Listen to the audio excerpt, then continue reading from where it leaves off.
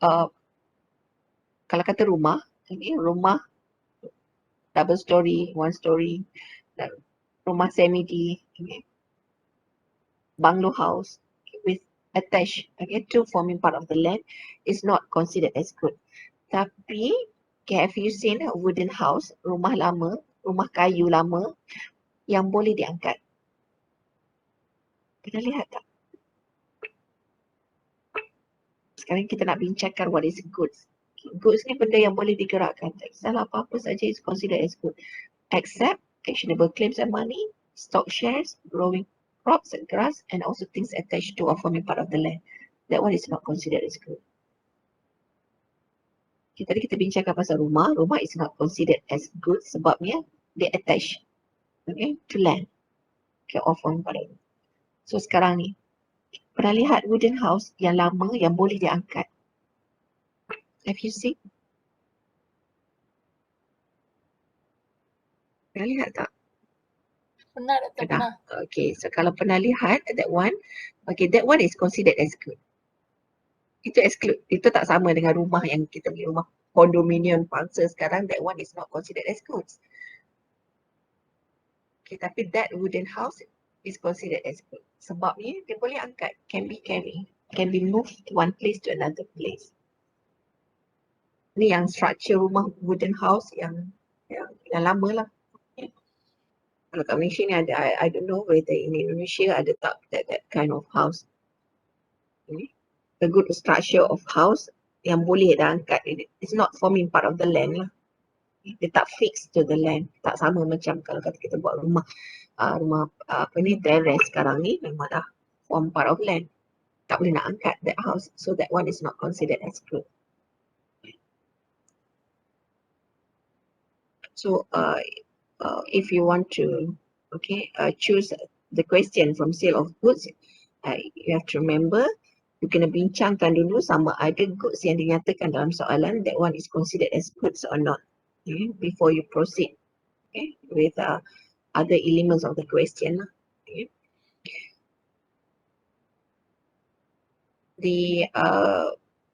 A contract of sale of goods, okay, a contract of sale of goods is a contract whereby the seller transfers or agrees to transfer the property in goods to the buyer for a price based on section 4 subsection 1. A contract, okay, a contract of sale of goods refer to a contract whereby the seller transfer or agrees to transfer the property in goods to the buyer for a price. Bila melibatkan jualan barang ni, mestilah ada owner dia yang asal yang akan paskan ownership barang tersebut kepada orang lain dengan satu harga. Okay, kita beli satu barang daripada penjual, so penjual nanti akan serahkan kepada kita the ownership, okay, of the title of ownership of the goods being passed from the seller to the buyer. Itu konteks sale of goods contract. Bila mana suatu barang berpindah tangan daripada penjual kepada pembeli, so the ownership, the title of ownership also been passed from the seller to the buyer. Okay, so after that kita ada hak untuk enjoy that goods lah. Bila kita dah beli barang tersebut, dah jadi milikan kita, ownershipnya adalah pada kita sebagai consumer, so kita ada hak untuk enjoy that goods.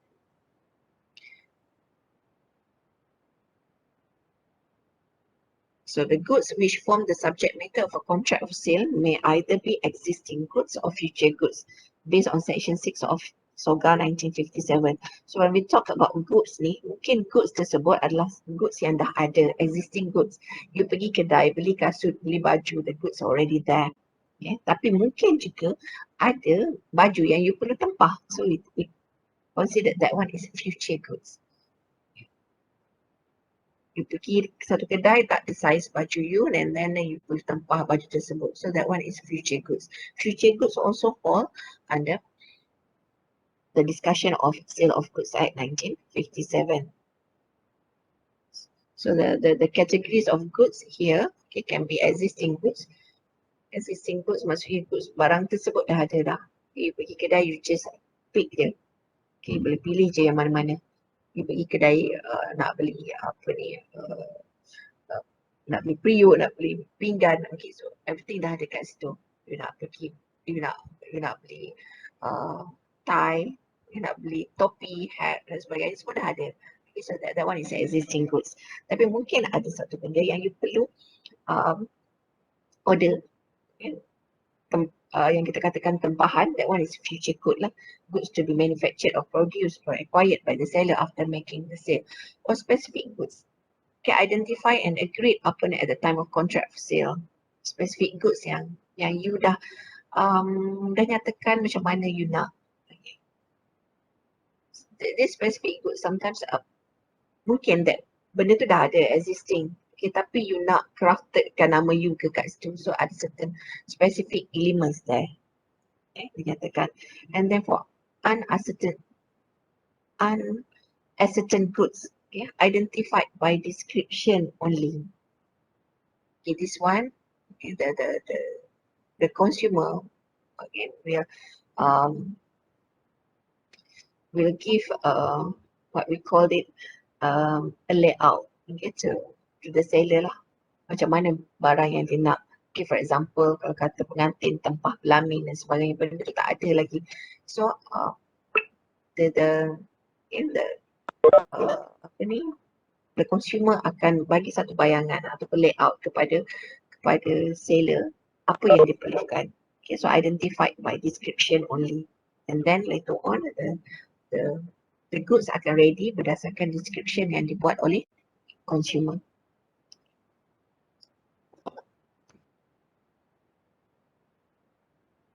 Okay, kita nak skipkan this part.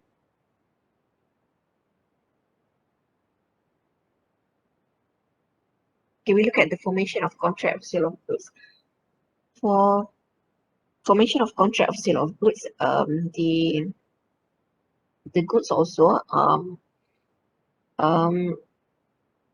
for the contract of sale of goods also must have offer and acceptance, okay, like a normal contract. Okay, normal contract kena ada offer, kena ada acceptance, and then the contract also may have a certain condition in terms of delivery or payment, mode of payment, dan sebagainya. So the contract of sale of goods can be in writing, okay, by word of mouth or verbal, okay, or partly in writing or partly by word of mouth, and also can be also by conduct. Okay. So if you look at the section 5 subsection 2, okay, the contract of sale, okay, can be in writing, can be based on word, okay, word of mouth, and also by conduct. So it's similar to the formation of contract under law of contract, under the Contract Act 1950. Jadi tak jauh beza pun. Sama juga bila kita nak beli barang, sesuatu barangan tu boleh dibeli dengan cara ada black and white document, ya, ataupun boleh beli secara urusan suara, urusan mulut saja, kita katakan word of mouth or verbal, and also can be through conduct. Kadang-kadang kita tak bercakap pun kita beli barang juga, kita ambil barang, kita letakkan kat kaunter, serahkan wang, and then the cashier will pass us the goods. So the sale of goods contract also exists. Yeah. Apa yang kita nak lihat kat sini ialah berkenaan dengan condition and warranty. Apa yang membezakan dalam contract of sale of goods ini lah, mungkin dalam contract of sale of goods tu akan ada condition and also warranty. We buy something, ada warranty, ada period of warranty, jaminan kualiti dia berapa lama. Okay, for example, it is you buy a laptop, ada warranty for 1 year, for example. So if malfunction, okay, happen to that laptop, so you have right, okay, you have right either to get a refund or repair or replacement from the seller. So for warranty, there is no right to terminate the contract, but you entitled for 3R, either to refund or repair or replacement. Okay, that one is relates to warranty. But if it is relate to condition, okay, condition uh, of the goods. Okay. Condition ni maksudnya syarat warranty, kita we refer to the quality of that goods lah, warranty period. If it's refer to the condition, okay, condition of the contract of sale of goods, the contract, okay, the contract can be terminated. So you kena bezakan lah sama ada that breach happen, it relates to condition ataupun warranty. Kalau kata suatu barang tu rosak dalam warranty period, then you have right for 3R, sama okay, untuk dapatkan wang balik ataupun barang tersebut dibaiki, repair or digantikan dengan yang baru, replace. Tapi if it relates to condition of a sale of goods contract, then you can terminate the contract. You can terminate the contract.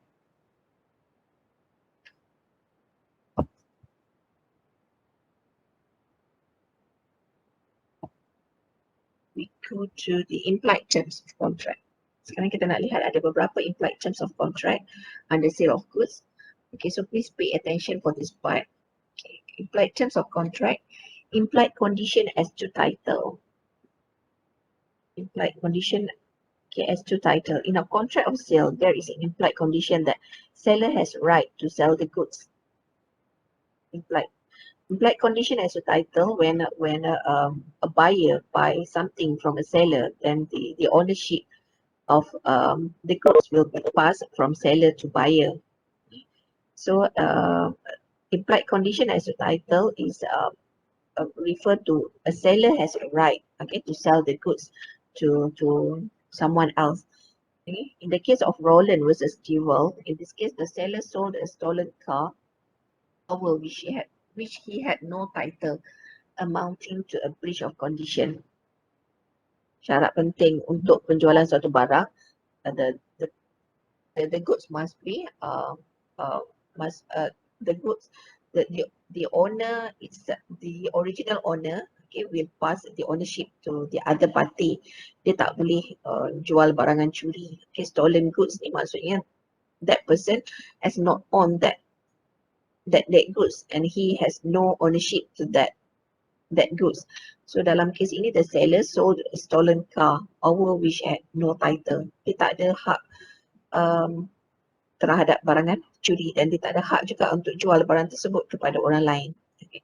So the court held that the buyer shall have a right to repudiate the contract and recover the full price paid. So the condition, the breach of condition, major condition here happen lah.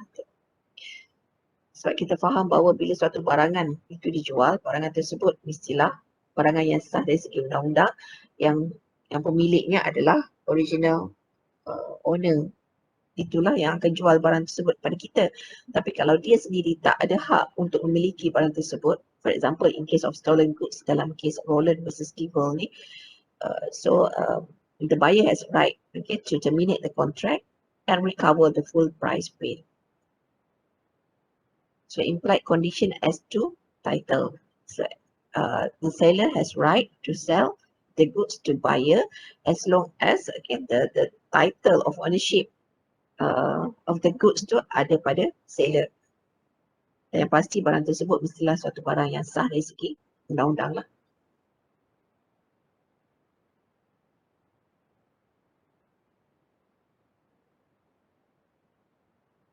And second implied terms of contract, we look at the implied warranty that the buyer shall enjoy quiet possession of the goods. It is stated that when we buy something, okay, when we buy something means that the ownership of the goods has been passed by the seller to the buyer, and the buyer has right to enjoy in whatever way the goods lah. Jadi kalau kata kita beli sesuatu barangan, dan kita ada hak untuk enjoy barang tersebut, seller tak boleh lagi campur tangan. In this case, okay, the buyer shall have and enjoy quiet possession of the goods. Jadi bila mana barang tu telah pun dipaskan hak pemilikannya daripada seller kepada buyer, seller tak boleh lagi nak nyatakan bahawa barang tersebut adalah hak milik dia, sebabnya the owner, the transfer of ownership happen there. The transfer of ownership has been passed from seller to buyer, dan buyer ada hak untuk enjoy that goods. Katakanlah you dah beli satu baju daripada seller, and then you ubah baju tersebut, you letakkan manik lah, Gucci dan sebagainya, for example. So it is your right to enjoy that goods. The seller in this case tak ada hak untuk halang. That one is implied warranty, for the buyer to enjoy quiet possession of the goods. And then implied warranty also, the goods are unencumbered. Means that suatu barang yang kita beli mestilah tak ada charge lain yang kita tak tahu, free from any charge or encumbrance in favor of any third party. For example, you dah deal dengan buyer untuk beli suatu barang, and then rupanya bila you dah bayar, tiba-tiba buyer seller cakap, you have to pay certain amount untuk transit pula, sedangkan pada masa dealing dulu tak ada buat, tak ada dinyatakan berkenaan dengan ada kos lain yang you perlu tanggung. Okay, so that one is considered that kalau kata ada bayaran yang perlu dibayar oleh pihak pembeli berkenaan dengan suatu barangan. Okay, kalau kata kita tahu suatu barangan tu harga dia RM40, tapi untuk sampai kepada pembeli ada charge dikenakan RM3 for example, tapi kena bagi tahu terus. Kalau you mention about other charges after the dealings, okay, that one, okay, kita katakan the buyer has right not to pay for that one, okay, because implied warranty that the goods are unencumbered, means that free from any charge. Selepas dealing selesai, kita tak boleh addkan lagi bayaran tambahan. Okay, buyer has right not to pay for that charges lah. Implied condition that in the sale of goods by description, the goods must correspond with the description. In terms of we buy a goods by description, ada implied condition there, okay, di mana barangan tersebut mestilah sebagaimana mengikut description. Okay, kalau kata kita beli satu barang, kita dah bagi description to the seller barang apa yang kita nak. So the goods mestilah datang pada kita sebagaimana yang kita describe. Tak boleh tak sama lah. Kalau you dah nyatakan you nak suatu barang tersebut warna merah, okay, and then merah tu macam mana merah, ataupun warna pink lah, okay, banyak warna pink sekarang, ada soft pink, ada fuchsia, ada pink belacan lah, whatever lah kan. Okay, so it must follow your description if it relates to the sale of goods contract based on description. Jadi kalau kata tak ikut sebagaimana yang dinyatakan oleh buyer, okay, then kita katakan breach of implied condition happen there.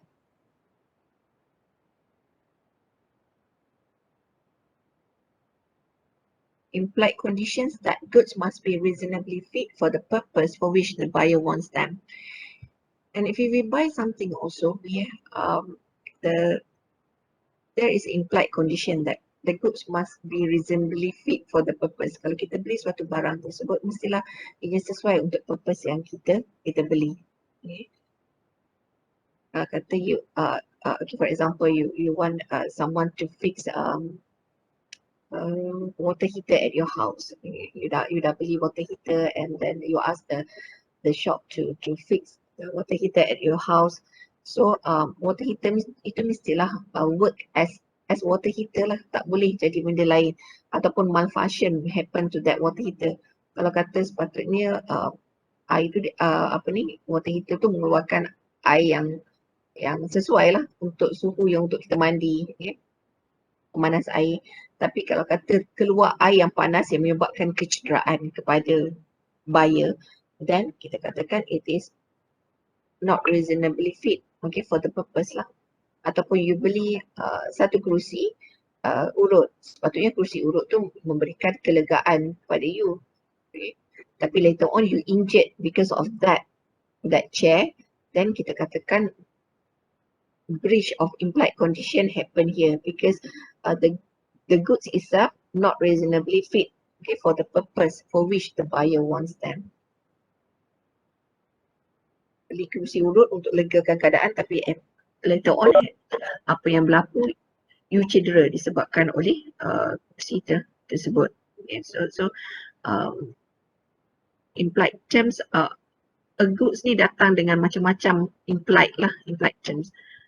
And then implied condition as to merchantable quality. Secara tersirat ni, bila kita beli satu barang tersebut mestilah ada berkualiti untuk didagangkan, merchantable quality. If it is not merchantable quality, then okay, we said that the goods sold are not fit, okay, for the particular use to which they were sold. Must be something which is which has a quality and also merchantable. Boleh didagangkan, and if it relates to buying a goods by sale or sample, okay, it must be follow whatever sample that has been given by seller. Sometimes seller ni ditunjukkan sampel yang bagus, tapi bila kita dapat tak sebagaimana sampel yang ditunjukkan. Okay. So it must be tally, okay, with the sample that has been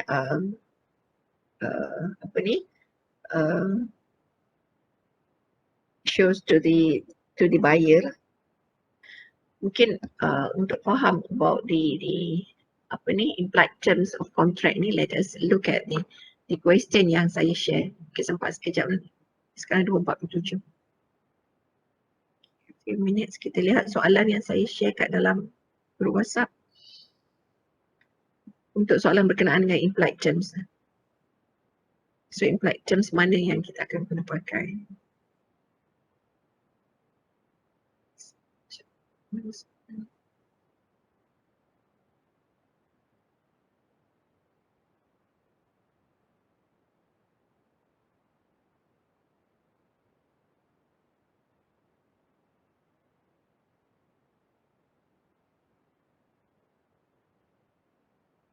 Jadi soalan yang saya share pada you all dalam grup WhatsApp.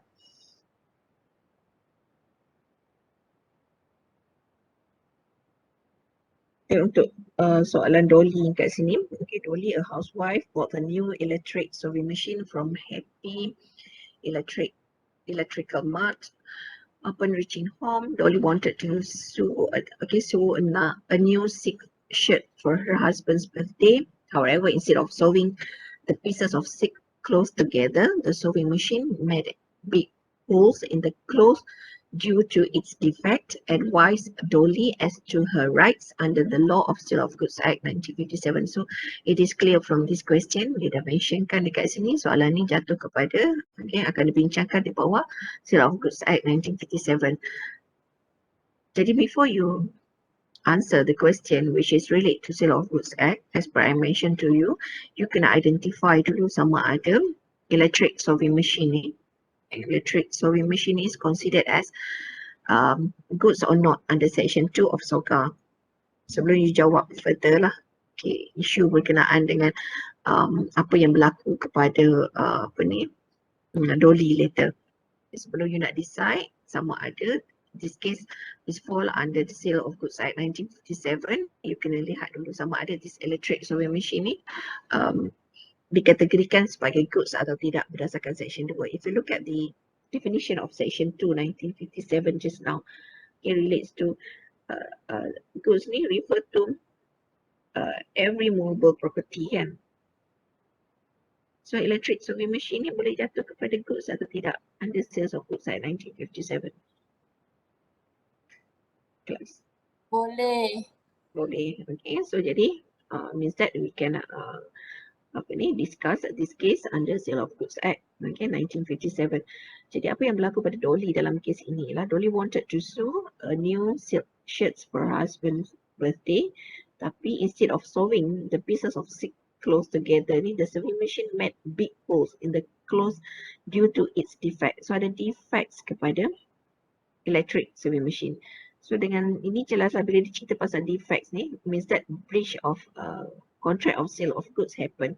So bila ada breach of contract of sale of goods, you terus pergi lihat kepada implied warranty and condition tadi. Okay, implied warranty and condition tadi. So implied warranty and condition mana yang you nak guna pakai tu, okay, and then you kena justify kan. Sebab sekarang ni 10 marks here. So advise Dolly as to her rights under the Law of Sale of Goods Act 1957. So kita tahu bahawa in terms of rights under the Law of Sale of Goods Act ni is either rights which relates to condition or warranty. Kalau kata it relates to condition, it's related to condition, then the contract can be terminated and Dolly can get refund. And if it relates to warranty, the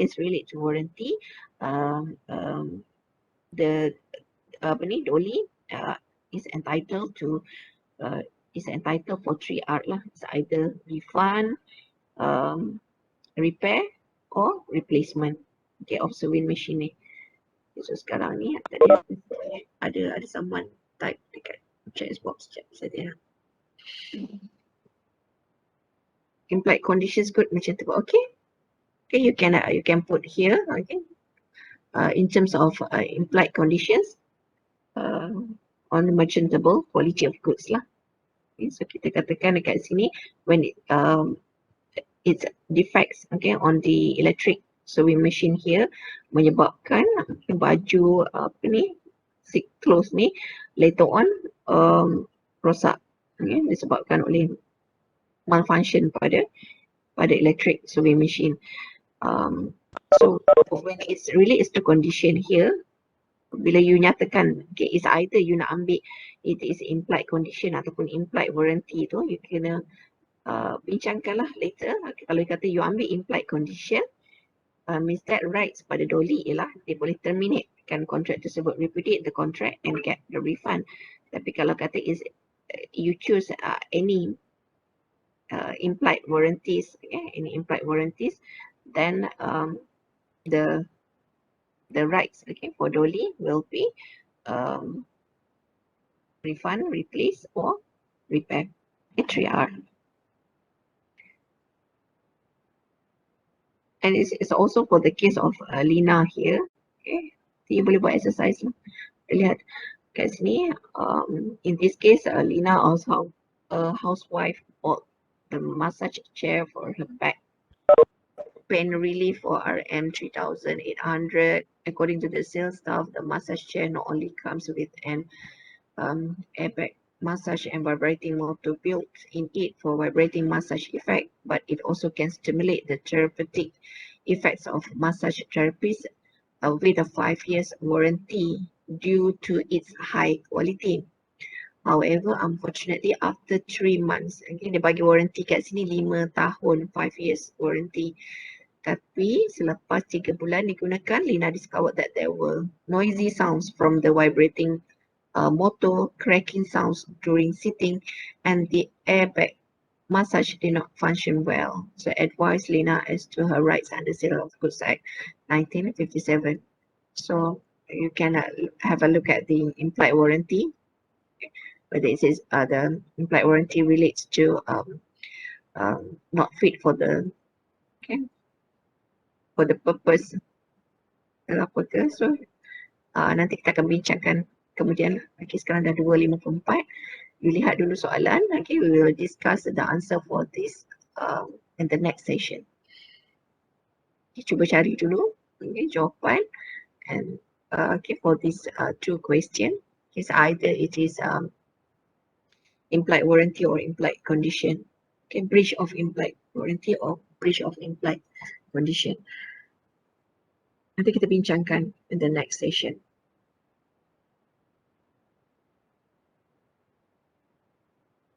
Okay, so for the rest of sale of goods tu nanti you boleh baca sendiri.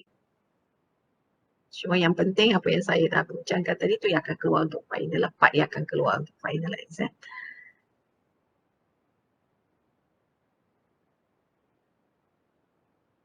So everyone please sign in, okay, to your attendance.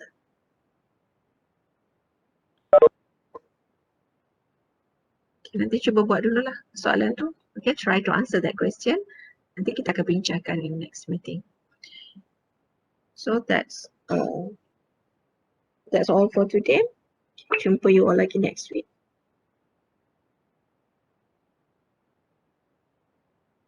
Okay, class. Assalamualaikum. Thank you, doctor. Take care. Thank you, doctor. Thank you, Doctor. You're welcome.